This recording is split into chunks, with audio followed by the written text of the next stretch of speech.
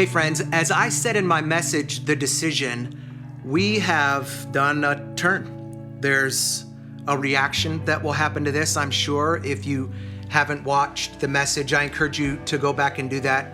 It's a lot more detailed about how we sought God on the fact that we are not going to go back into large gatherings in our De Pere building until at least January. And we understand that that's going to well up in people some emotions. Trust me, it welled up plenty of emotions in me, and I know that it welled up plenty of emotions in you, but we didn't do this because we're afraid. We didn't do this because we're lazy. We didn't do this because we don't love church. We love church. We love you and we miss you. But simply, one of the things that I've said for the last decade is I don't pursue answers, I pursue peace.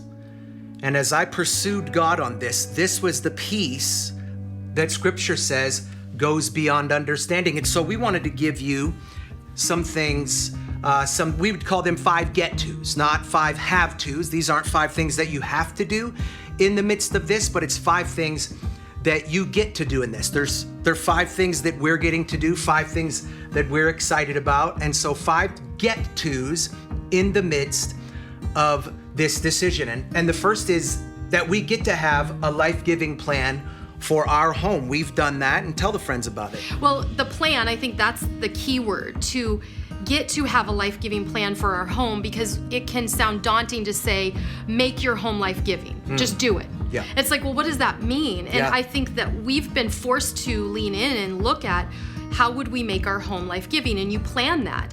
And some ways in which we've done that is we have had our own Jesus time, you and I separate. And that's not just because we're pastors, but because we're people. And we've had worship music playing at all times. And when it gets turned off, you when notice. the Wi-Fi goes out, It's we notice the temperature of our house. The atmosphere changes. There's certain songs that our kids listen to while they're in the shower, and I'm like, you don't need to ever listen to that turn again. it off, Turn man. it off. And there's certain shows and movies we just don't watch as a family or individually.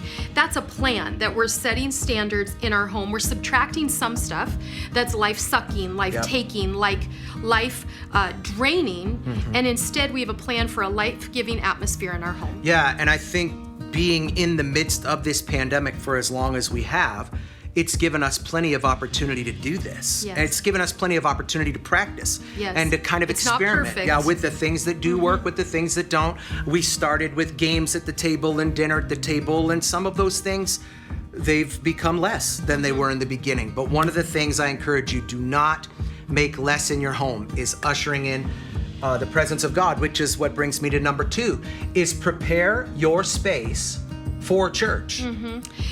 For instance, if you have kids, and we've made our kids, I call it a kids show, a kids Jesus show. It's like a show. It's like a cartoon, and it's so interactive that you could switch out a cartoon during the week and put this on, and your kids would want it on repeat. And it doesn't just appeal to those who are kindergarten and first grade and up. It also appeals to our 3-year-old niece like crazy.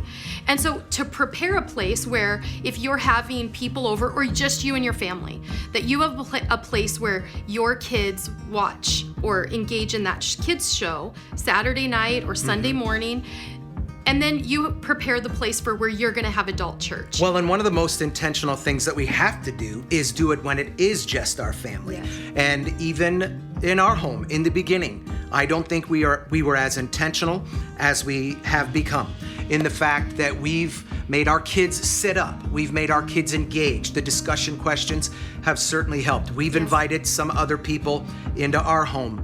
Brian and Season and Magnolia, that's her sister, our brother-in-law, and our niece. We brought them in for because their pocket was on hold for that week. And we had a new understanding for kids. Yeah, for sure. But once she settled in and kids show or her other show is in hand, then we were able to engage. Another thing that we've done is we allow that kids show to be something maybe you show them on Saturday afternoon or Sunday afternoon, but you get to plan around your own schedule. And then when we did add people, we did something we call Pocket Church, which we actually got these signs a couple months ago, but they're yard signs and they're 2-sided, And Ooh. yeah, they're nice. Ah. And so for the pocket church sign, some people will never want to put this in their Right. yard because they're like, I'm not looking to add people.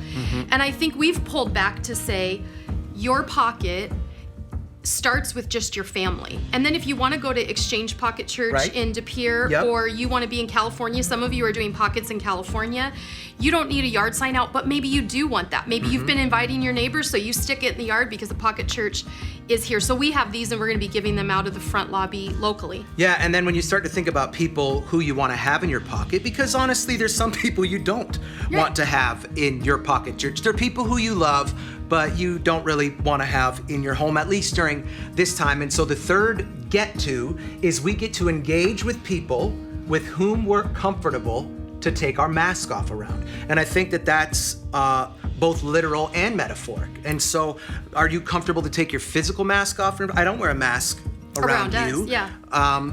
But I also don't wear a metaphorical mask around Right, you. And right. so over the last almost 25 years, I've learned to take that off. And so we get to engage with some of those people. And the pandemic has shrunk our circle, whether we wanted it to or not. And I've really leaned into that, and I love that it's made me very aware of those I want in my circle. It shrunk our circle to now I know who I'd have in my pocket. Right. And you may only have your family, or you may have your family plus two. Yeah.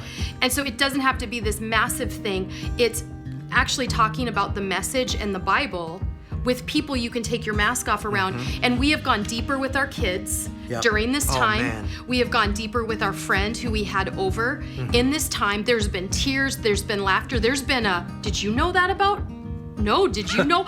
And we're like, wow, but we're safe. Which I think is awesome when they ask me, Yeah. did you know that? And I go, I just said that. Yeah. Which is awesome to do the pocket when you're the one who you're Talking about your message, yeah. The message. I really like a way that Bob Goff, our friend who wrote some of my favorite books, said, who are the people you'd like to have around your deathbed? It's very interesting. There's only so much room. And so here's the fourth get to, is we get to consider new ways to connect and grow. Yeah, there are a multitude of things starting this fall. Journey to Wholeness. Which is a must do. If by you're the way. alive, you need Journey to Wholeness. Some sure. people think, well, if I've gone through something or abuse or if I'm having marriage problems, maybe then. No, if you are breathing. Right. Like our daughter's doing Journey to Wholeness right now at 15. Amazing. And we're developing Journey to Wholeness for teens. It's for everyone. So Journey to Wholeness Alpha, virtual life groups. We tried to do in-person life groups, and honestly, even when the spike hadn't come back up, they didn't work. People weren't ready. They weren't feeling comfortable. So life groups are all virtual, and circling up people and just going online and finding some options to circle up around. And then a new thing for moms called Flourish. So exciting. There are so many things in addition to getting together with people and talking around the message. Yeah, and then this last one, this fifth we get to, and I'm hoping that this will really kind of take the edge off some of our friends who are very traditional, because we know that some people, this is going to push your comfort zone for us to say we're not having in-person gatherings in De Pere, but that doesn't mean we're not having in-person gatherings. Right. We are still having in-person gatherings. And so the fifth get to is you get to take advantage of in-person gatherings that we're having, not just in our city, but in other cities. Like here in downtown Green Bay, we have Life Church downtown. We do have Alpha. We do have the Pocket Exchange Church. Pocket Church. And so there are other opportunities, and there will be more opportunities, I'm saying this prophetically, Right. coming to a city near you. Yeah.